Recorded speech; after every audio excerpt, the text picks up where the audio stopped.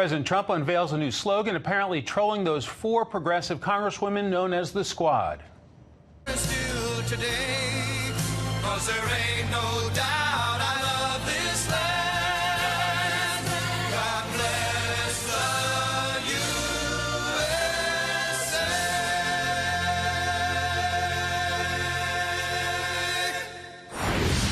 Joining me now, Fox News contributors Leslie Marshall and Karl Rove. Great to have both of you. Hi, Mike. Good to be here. Karl, take a listen to President Trump this evening on those four freshman congresswomen, and I will ask you to respond. Yesterday, they went on the stage. I said, let me watch this. And the anger, the choice for every American has never been more clear. That's true. The Democrat agenda is anti-worker, anti-jobs, anti-citizen, anti-family, and anti-common sense. Does that work as a 2020 campaign pitch? Angry Democrats against him, Karl? Well, it does, as long as you keep putting out the squad in front of the camera. I watched the news conference. I was a little taken aback. Congresswoman Presley started off by saying he is xenophobic, racist, and a bigot.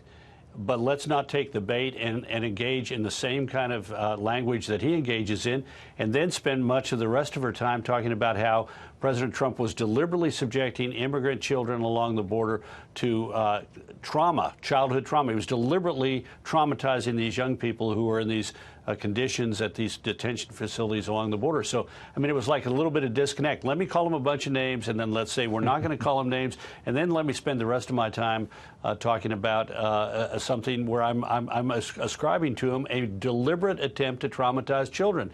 And that's the way they are. Tomorrow I've got my column in the Wall Street Journal. I was taken aback when last week AOC comes out and says, let's get rid of the whole Department of Homeland Security.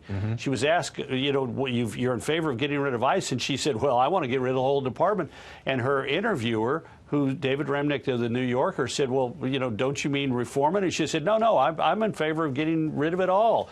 And I just jaw-dropping to me. Really get rid of it. You know, people ought to be able to go get on airplanes and carry box cutters, and people ought to be able to come across the border without any border security. We shouldn't have any bioweapons defense measures put in place. We shouldn't have preparedness for emergencies and response. I mean, there are so many things that the Department of Homeland Security does that keeps us safe.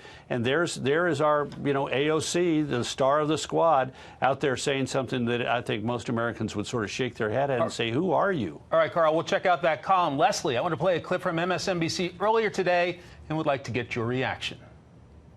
If there was one strategy in 2016 that President Trump and his campaign wanted to do, and what we will probably see again, is just muddy it up, have it as ugly of a race as possible. Socialism, the squad, everyone, throw everything against the wall, and to hope that that depresses kind of Democratic turnout.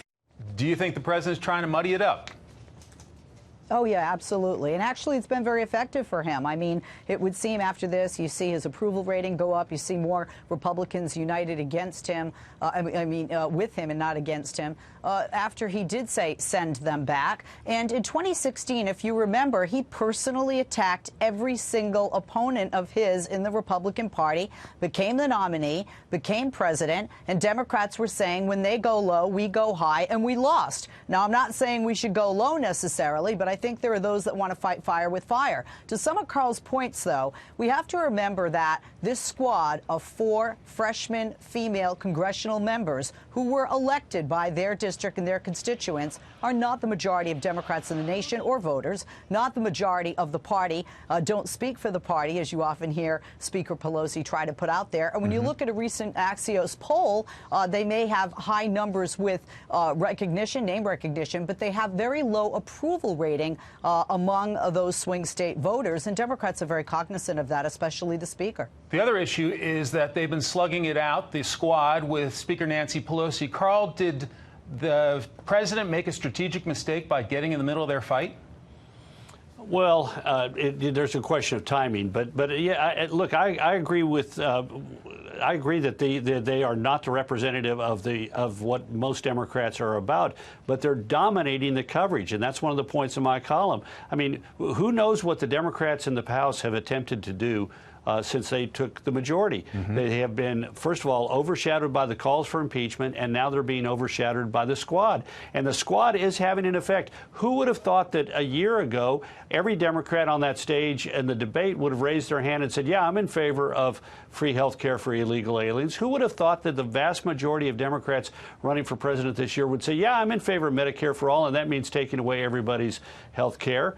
Private health insurance. I mean, this is the kind of thing that these people are driving, and it's to the detriment of the Democratic Party, but it's hard to get them off the stage. Karl Rove, Leslie Marshall, thanks very much.